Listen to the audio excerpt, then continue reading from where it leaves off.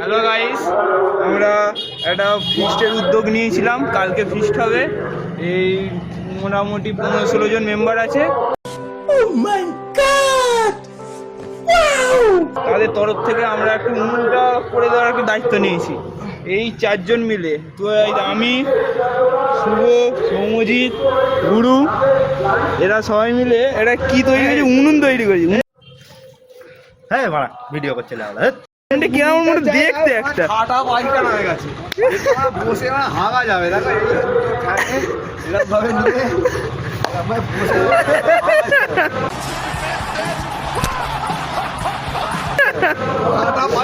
4 জন মিলে একটা খাটা পায়খানা তৈরি করেছি। বন্ধুরা